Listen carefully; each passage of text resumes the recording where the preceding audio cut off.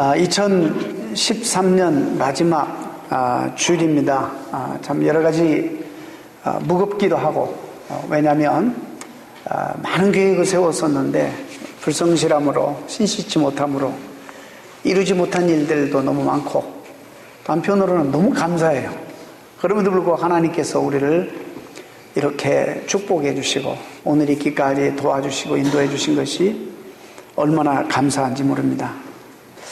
이제 29일이니까 이틀 정도 더 남았는데, 우리가 내년도 우리가 좀 새롭게 계획하고 소망을 가지고 내년도를 맞이하는데, 새해를 우리가 이 말씀이 어쩌면 새해를 계획하고 여러분들에게 꿈을 꾸는 많은 소망과 그런 꿈과 소원을 가지는, 그리고 계획하는 여러분들에게 도움이 되지 않을까 이런 생각이 들어서 이 말씀을 또 준비했고, 사실 이 본문은 제가 3번 그동안 설교했는데 오해하지 마시기 바랍니다. 한 번도 똑같은 설교는 아닙니다. 오늘은 이제 그 주님의 뜻이라면이라는 그 하나의 표현을 가지고 오늘 말씀을 함께 나눠보려고 합니다. 1년 동안에 여러분들이 많은 계획을 세우시고 나름대로 성실히 살아오셨습니다. 수고하고 땀도 흘리고 애쓰셨는데 얼마나 여러분들이 계획했던 그 소원들을 이루셨는지요. 금주는 지난 한 해 동안에 품었던 소망들과 계획들이 얼마나 이루어졌는지, 또 내가 개인적으로 어떤 가정적으로 어떤 발전을 이루었는지, 이런 것들을 한번 돌아보고, 또 이루지 못한 것들은 내가 왜 그랬는지, 잘못하고 부족했던 삶의 부분들은 무엇인지를 저희들이 숙고하고, 또 게으름과 불성실함을 회개하고, 또 다가오는 새해를 위해서 많은 계획들을 세우는 그런 주간이라고 저는 생각합니다. 특별히 이런 것을 강조하지 않아도 이 기간이 되면 다 그렇게 숙연해지고 우리 마음속에 그런 경건함이 생깁니다. 여러분, 사람 일을 어찌 다 알 수 있겠습니까? 내일 일을 우리가 어떻게 다 알 수 있겠습니까? 우리가 계획한 대로 다 행할 수 있으며 이루어진다는 생각을 우리가 가지고 있는 사람 우리 가운데 아무도 없을 것으로 믿습니다. 1년 전 우리는 올해에 대한 큰 꿈과 그런 희망과 계획들을 많이 세웠습니다. 어떻게 살아야 할지, 어떻게 발전해야 될지, 어떻게 내가 살면 하나님께도 영광이 되고 나와 내 가정과 공동체에게 주변에 유익이 될까, 많은 계획들을 세워서 실행에 옮겼습니다. 또 주님의 뜻일 것이라는 그런 생각과 믿음과 기대를 가지고 그렇게 간절히 믿고, 또 그렇게 할 때는 하나님이 또 도와주실 것이라는 그런 믿음도 가지고 이렇게 살아왔습니다. 근데 그 한 해의 계획들을, 이룬 일들을 뒤돌아보니까 너무나도 부족한 것들이 많죠. 우리가 계획한 일보다, 꿈꾸던 일보다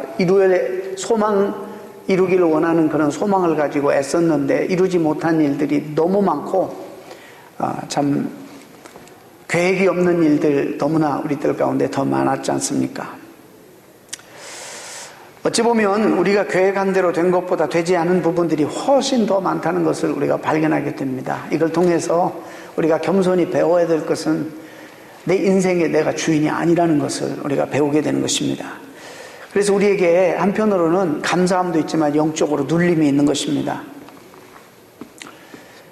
오늘 이 부분과 관련해서 우리의 모든 계획 속에서 우리가 가져야 될 그런 전제가 있는데, 그게 뭐냐면 주님께서 허락하시면이라는 전제가 있다는 사실을 우리가 명심해야 될 것입니다.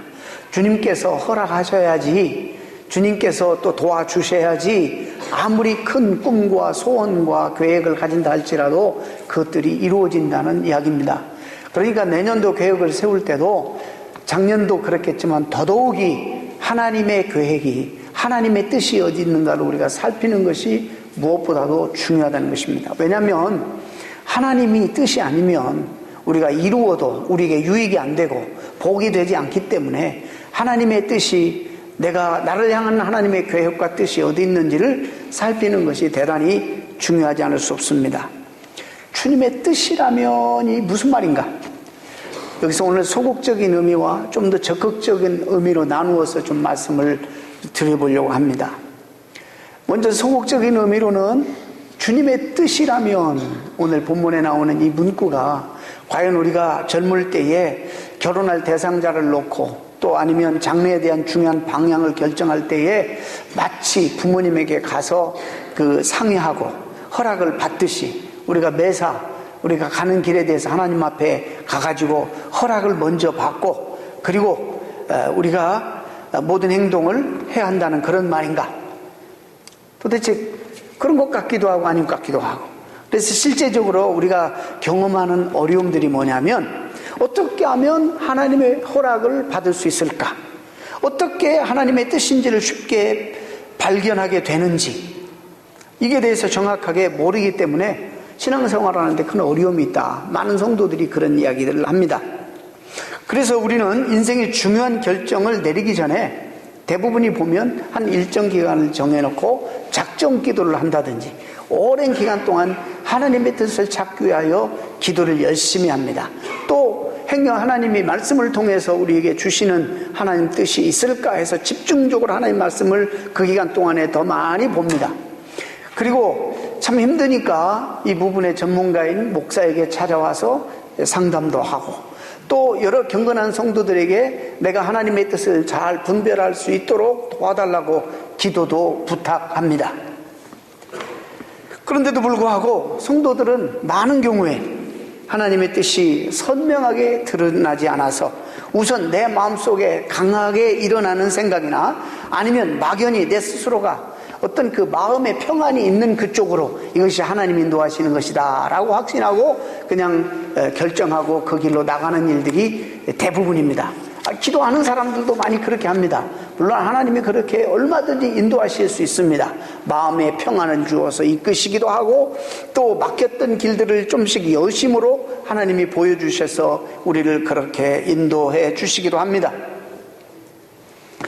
그래서 이런 그 주제를 다루면서 우리의 계획과 하나님의 뜻과의 관계는 도대체 어떻게 우리가 이해를 해야 될 것인가에 대한 말씀을 참 시기적으로 중요한 때에 함께 나누려고 합니다.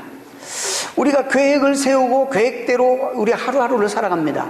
계획 없이 살아가는 것은 너무 우리 무책임한 삶입니다. 그래서 우리는 계획을 세워서 또 오늘뿐만 아니라 내일도 계획하고 내년도 계획하고 5년, 10년 내 인생을 평생을 계획해야 합니다. 그리고 이런 계획은 내 인생을 아무렇게나 살지 않고 책임감 있도록 살도록 만드는 무엇보다도 중요한 그런 요소입니다. 비록 우리의 인생이 우리가 계획한 대로 풀리지 않는다 할지라도 우리는 정말 내 인생을 사랑해야 되고 책임감 있게 계획을 해야만 합니다. 그리고 그 계획대로 성실하게 살아야 우리가 발전도 하고 성장도 하게 되는 것입니다. 그런데 중요한 것은 잠언 말씀에 이런 말씀이 있어요. 우리가 아무리 우리 뜻을 세우고 계획할지라도 그것을 성취하시는 분, 이루시는 분은 누구시라 그랬어요? 하나님이시라 그랬어요. 하나님. 그러니까 우리보다도 더 중요한 분이 계시다는 거예요. 우리의 계획보다도 더 중요한 그분의 계획이 있다는 것을 우리가 먼저 여러분 알아야 된다는 것입니다.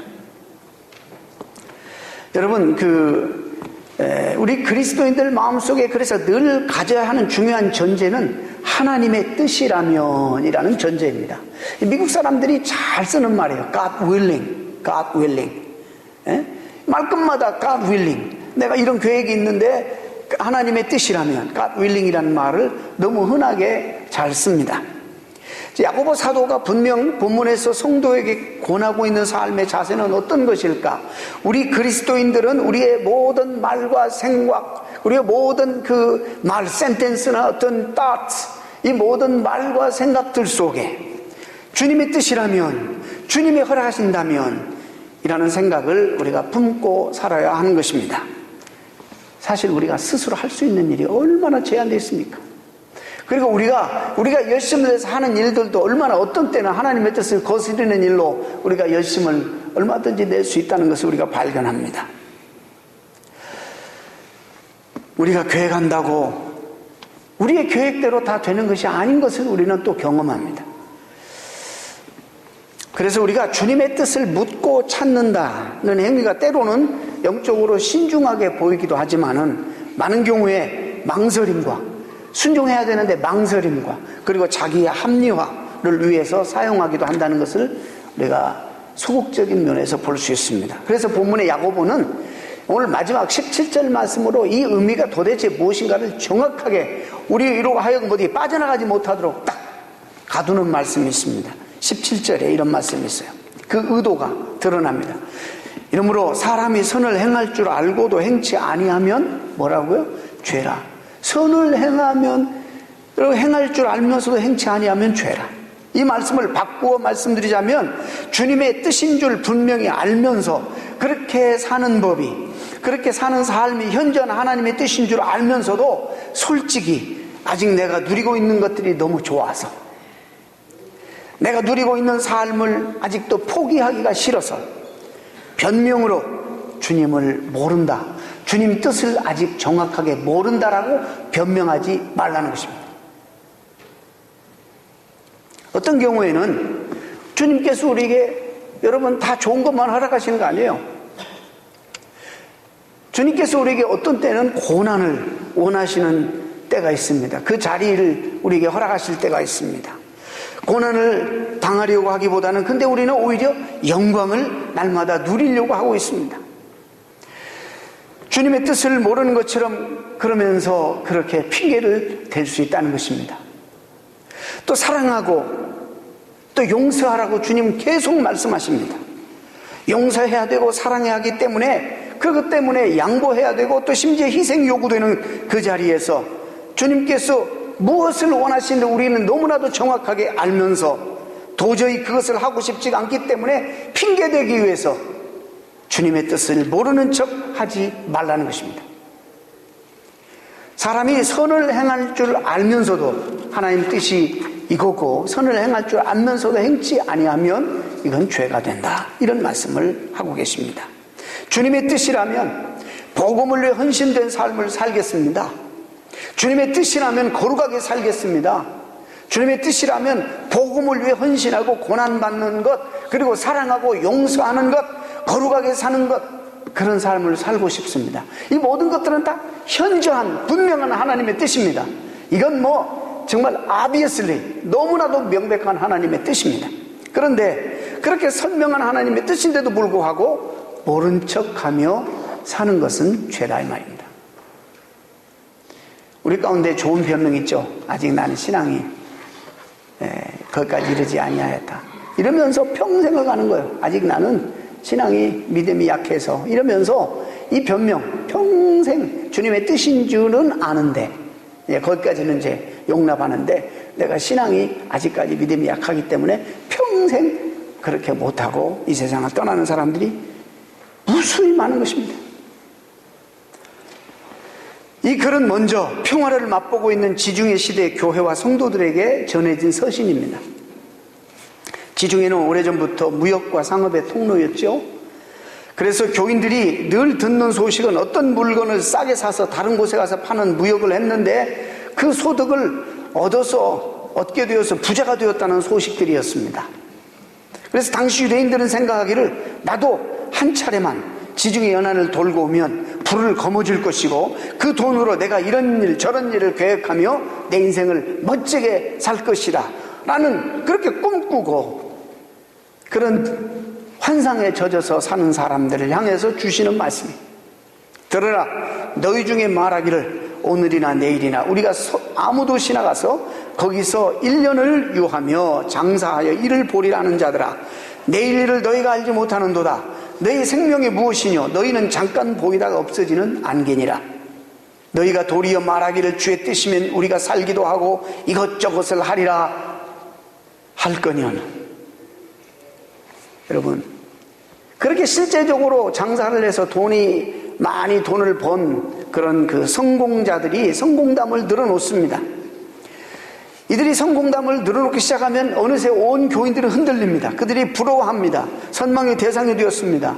그러나 겨우 그곳에 그냥 힘겹게 정착해가지고 막 힘겹게 살려고 하는 사람들, 아직도 이것이 정말 내가 가야 될 길인지, 여기서 내가 살아야 되는지 대단히 마음속에 갈등을 느끼고 힘겹게 살아가는 사람들에게 그런 이야기들은 상당히 어떤 망상, 어떤 환상에 적게 만드는 말이었어요.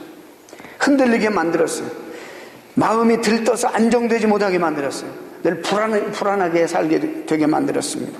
특히 자기 현실에 만족하지 못하는 사람들, 그런 사람들에게 이 이야기는 꿈이고 환상이 되지 않을 수 없었습니다. 그래서 그들 마음속에 늘 꿈틀거리고 있었던 야망은, 내가 현재는 이렇게 살고 있지만 언젠가는 내가 부를 거머쥐고 나도 큰 돈을 벌어서 내가 떵떵거리며 살겠다, 이것도 하고 저것도 하고 모든 일 하며 살겠다, 이런 환상들이 그들 가운데 있었어요.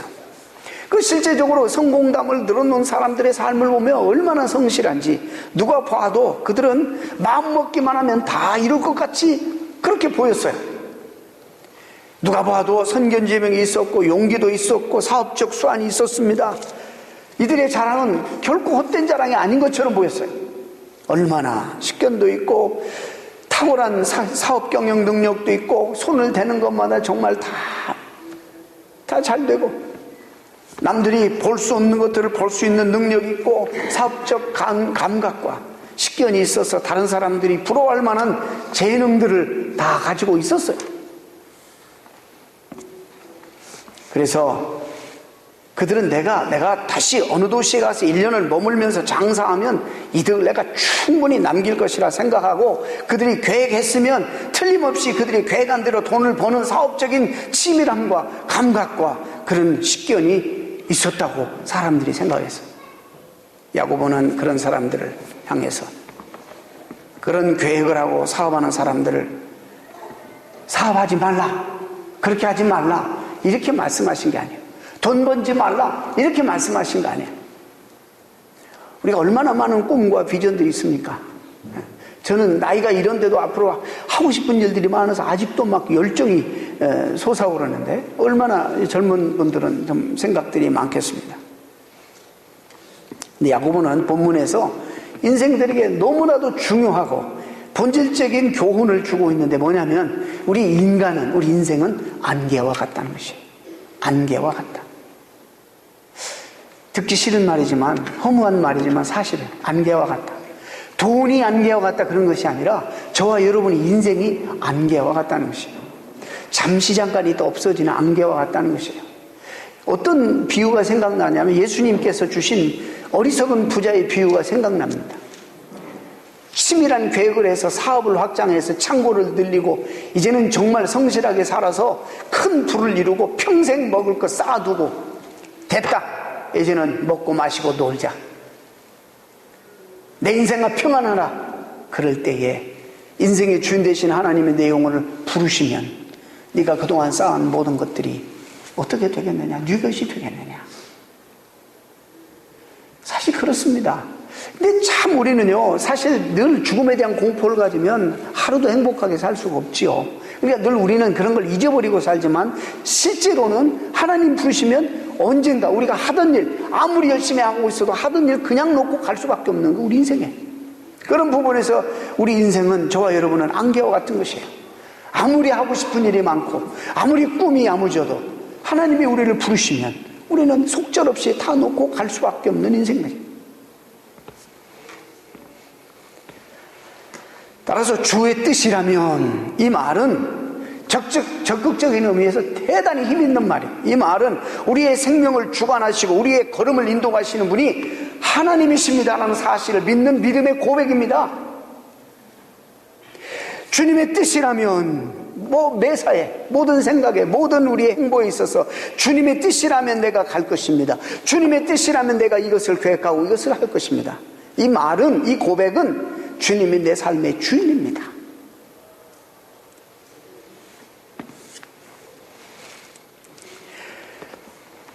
그래서 이렇게 고백하는 성도들은 적어도 내 계획보다는 하나님의 계획이 더 선하고 더 중하다고 하는 그런 고백입니다. 내가 살아있는 동안에 그 하나님의 계획을 이룰 수만 있다면 그것이 내 인생의 최고의 행복입니다 라는 고백이에요. 세상에서는 성공에 대한 개념이 다르지만 적어도 이 성경 안에서 하나님이 우리에게 주시는 성공은 도대체 뭘까? 우리 가운데 누가 우리 인생을 통해서 하나님의 뜻을 더 많이 이루어 드리느냐? 이것이 성공이 아니겠습니까? 신앙적으로.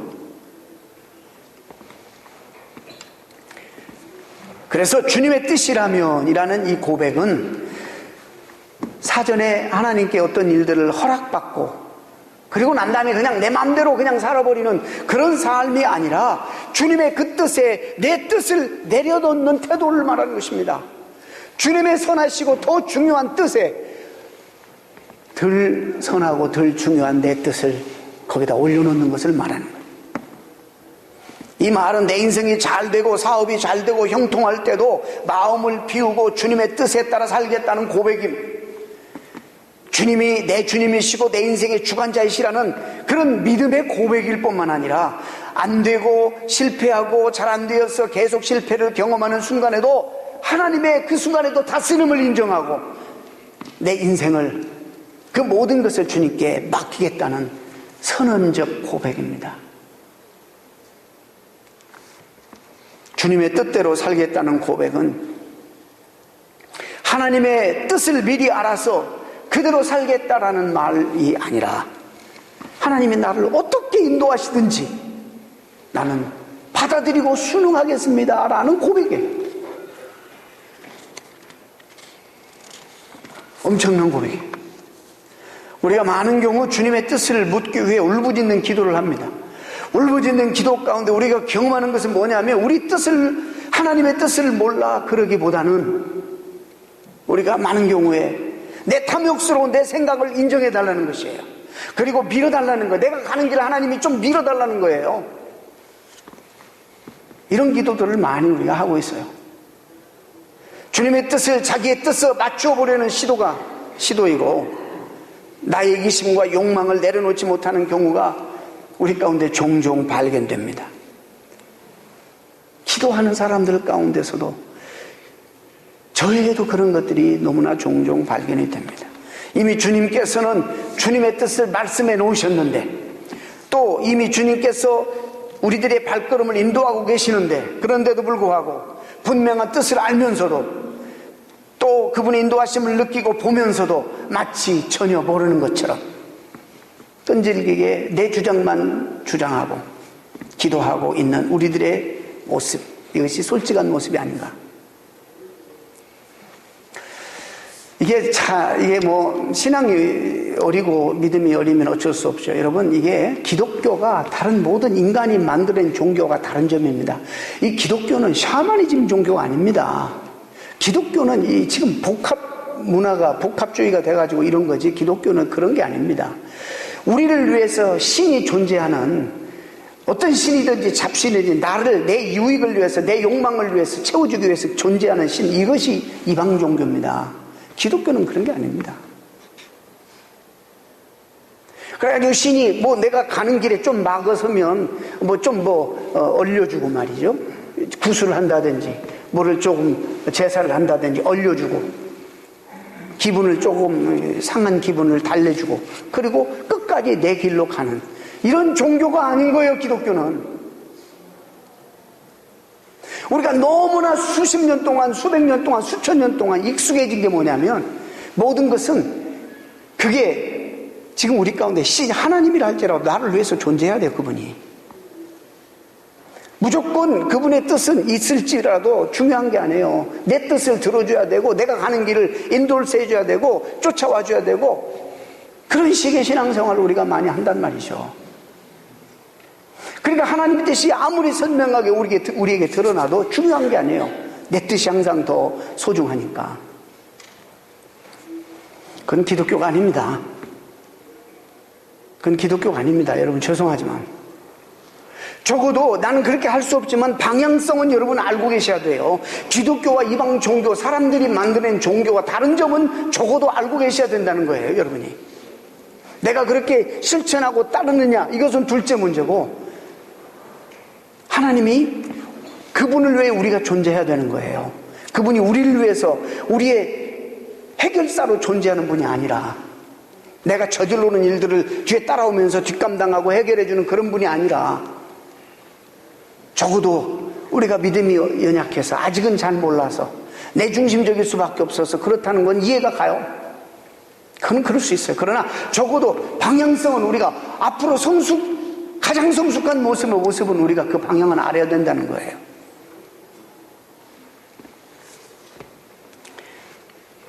우리는 사랑하는 가족의 죽음 앞에서도, 엄청난 사업의 실패를 경험하고서도 이것이 주님의 뜻이었다면 내가 받아들이겠습니다. 이것이 가능한 거예요, 우리에게는. 그 안에는 하나님의 선하심에 대한 신뢰가 있기 때문에 가능한 것입니다. 다시 말씀드리면 그 고통과 어려울 때에 주님의 이것도 뜻이라면 이라고 고백하는 것은 내가 어쩔 수 없으니까 그냥 태만함을 말하는 것도 아니고, 또 숙명적인 결과라고 그냥 체념하는 말이 아니에요. 그렇게 그냥 포기해버리는 소극적인 말이 아니에요. 내가 이 상황 속에서도 내가 하나님의 선하심을 붙들고 그분을 신뢰하겠다는 믿음의 고백입니다. 이 고백이야말로 되는 대로 살겠다, 그냥 주어지는 대로 살겠다라는 체념적인 고백이 아니라 치열한 영적 전쟁을 내가 적극적으로 치르겠습니다라는 고백이에요. 이 어려움 속에서도 하나님을 신뢰하는 그 신뢰를 놓지 않겠습니다.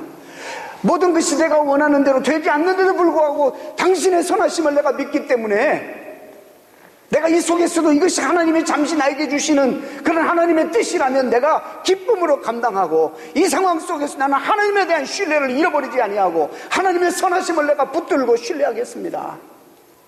이런 고백이에요. 그리고 그걸 놓치지 않기 위해서 치열하게, 많은 사람들이 우리에게 뭐라고 평가하든지 간에 이 가치를 가지고 치열하게 영적으로 싸우는 이런 정말로 적극적이고 힘있는 고백입니다. 우리가 일반적으로 어려움과 고통을 당하면 그 순간에 우리가 당황해. 지금 내가 길을 잘못 든 것은 아닐까? 내가 지금 여기에 있는 것이 정말 맞는 것일까? 그걸 가지고 고민하며 힘들어하면서 도대체 하나님은 나에게 무엇을 원하시며 어디로 가기를 원하시는가? 내가 언제 어디서 무엇이 잘못되었는지 가르쳐 주시면 좀 수정하고 궤도를 좀 수정해서 가겠는데, 아무것도 들리지 않고 아무것도 보이지 않는 그런 곳에서 또 내일은 어떻게 진행이 될지, 앞을 내다보지 못해 답답하고 불안한 그런 혼란스러운 상황 속에서 마저도 나를 향한 하나님 뜻이 분명히 있는 걸 내가 믿고, 그 뜻이 있다면 나의 모든 것을 내려놓고 내가 하나님의 뜻을 붙들고 하나님을 신뢰하겠습니다 라는 고백이에요. 이게 어떻게 연약한 자의 체념적인 고백이에요? 아니에요. 체념하는 게 아니에요. 일단 이 어려움과 역경을 내가 어떻게 뚫고 나갈 이런 어떤 그런 의지도 있겠지만 그것조차도 하나님께 맡기는 거예요. 그것조차도 하나님께. 우리가 하나님보다 앞서가면 일이 더 꼬이니까 그것조차도 하나님께 맡기는 대단히 무거운 고백입니다. 여러분, 결코 쉽지 않은 고백이에요. 엄청난 고백이에요. 그런데 사랑하는 여러분, 근데 이것이 신앙의 본질 아닙니까? 이것이 성경이 말하는 믿음이에요. 이것이 본질이에요. 우리가 붙들어야 될 본질이에요.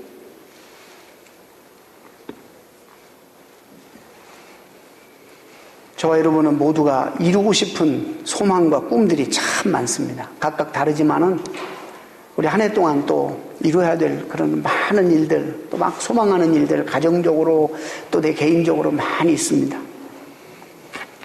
나는 그것들이 다 잘 되었으면 좋겠고 이루어졌으면 너무 좋겠어요. 근데 우리가 경험하는 게 뭐죠? 그런 소원들을 가슴에 품고 묵상하면서 많은 기도를 하게 됩니다. 그러나 막상 우리가 생각하고 계획한 대로 이것이 이루어지지 않으면 우리가 어떻게 되죠? 실망해요. 낙심해요. 우리 기도하면서 그 많은 기도 가운데 주님의 뜻대로 되게 해달라고 기도했으면서도 내가 원하는 대로 되지 않냐면 실망하고 낙심해요. 그렇게 주님의 뜻대로 이렇게 말했으면서도 왜 무너지는지 모르겠어요. 그런 우리에게 야고보는 말하는 거예요. 무너지지 말라고. 내가 입으로만 립서비스로 그냥 습관적으로 주님의 뜻대로 이렇게 하지 않고 진실로 그렇게 기도했다면 하나님이 들으셨고 하나님이 틀림없이 그의 선하신 뜻 안에서 여러분을 지키시고 인도하시고 보호해 주시고 결국에 의의 길로 인도하셔서 하나님의 영광을 보게 만드실 것이기 때문에 넘어질 필요도 없고 주저앉을 필요도 없다는 거예요.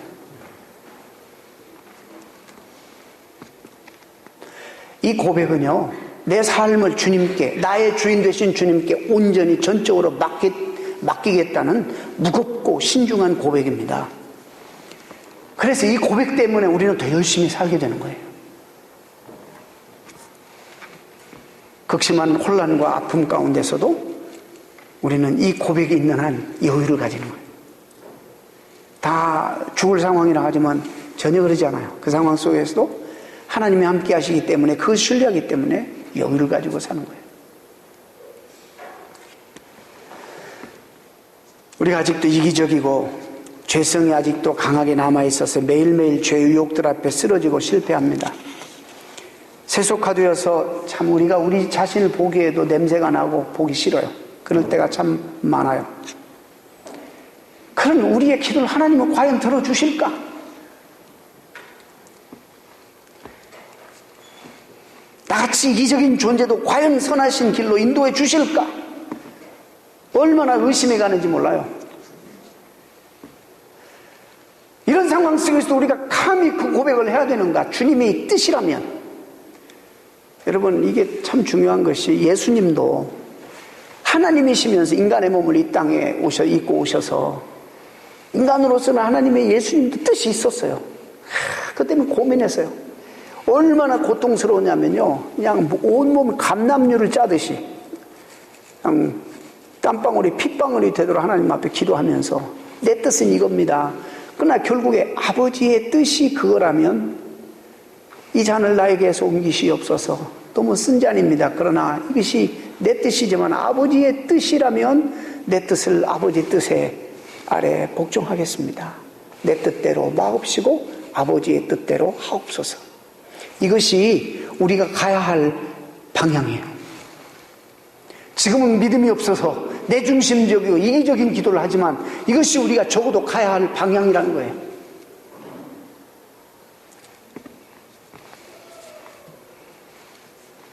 근데요, 우리가 이렇게 부족하면서도 우리가 기도하면 하나님이 들어주시는 거예요. 이건 뭐 말할 것도 없잖아요. 너무 명백한 명제고 진리이기 때문에 들어주셔요. 저는요, 시편 23편이 얼마나 우리에게 위로가 되는지 몰라요. 뭐라고 하냐면요, 자기 이름을 위하여. 하나님이 우리를 자녀 삼으셔서 한 번 우리 하나님의 자녀가 됐는데 자기 이름 때문에 우리를 그냥 놔둘 수 없다는 거예요. 자기 이름을 위하여 우리를 의의 길로 인도하시도다. 자기의 영광이 손상되는 걸 하나님 스스로가 보기를 원치 않게 하시는 거예요.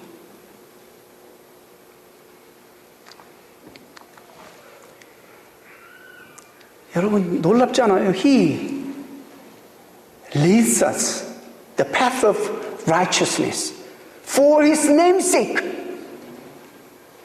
그분의 영광의 이름이 손상되지 않기 위하여, 자기 이름을 위하여 하나님이 우리를 가만 놔두지 않고 주님에게 우리의 삶을 의탁하고 신뢰하고 살아가는 자들을 하나님이 절대로 내버려두지 아니하고 방치하지 아니하고 우리를 통해서 의의 길로 인도하고 우리를 통해서 영광 받으실 만한 인생으로 우리를 만들어 주신다는 것. 할렐루야.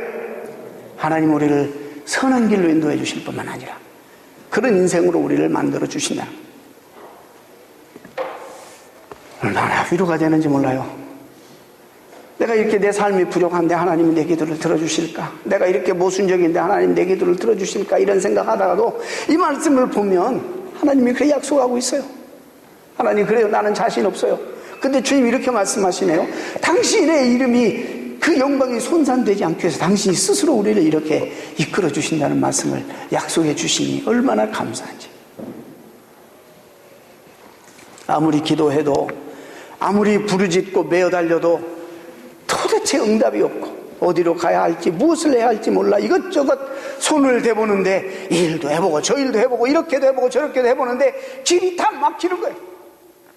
도대체 내가 무엇을 잘못했는가, 어디서부터 잘못되었는가 생각하며 불안해하는 저와 여러분들에게, 또 그런 경험을 앞으로 하게 될 때 야고보 사도는, 주님은 야고보 사도를 통해서 이렇게 말하는 거예요. 주님은 이렇게 말씀하세요. 너의 인생을 나에게 맡길 수 없겠니? 그 어려운 모든 실패와 그 고통과 쓰라림과 당혹스러운 이 모든 일을 포함해서 너의 인생을 나한테, 내게 맡길 수 없겠니? 라고 우리에게 초청하시는 거예요. 그 말이에요. 이 삶은, 이 고백은, 내 삶은 당신의 손 안에 있습니다. 그렇습니다. 라는 고백이에요. 내가 이제는 주님 인도하심을 믿고 신뢰하고 따라가겠습니다. 라는 고백이에요. 그래서 우리는 다시 그 자리에서 일어나 하나님을 향해서 찬송하고 우리가 걸어가야 될 깨달은 하나님의 길을 걷는 거예요. 그래서 사도 바울은 사방에 우겨싸임을 당해도 쌓임받지 않는다는 거예요. 바로 이런 고백이 있는 자들에게. 그래서 우리는 찬송가 503장을 우리는 기억합니다. 고요한 바다로 나에게 순풍 주시니 얼마나 감사한지 모릅니다. 하나님, 내 삶을 평탄케 해주셔서 모든 일들이 승승장구 잘 되게 해주시니 얼마나 감사한지 모릅니다. 2절은 나에게 폭풍을 허락해 주셔서 내 마음은 지금 쉬지를 못하고 있지만, 그러나 그 풍랑 인하여 더 빨리 성장하고 주님 앞에 가까이 갈 수 있으니 이것도 감사합니다.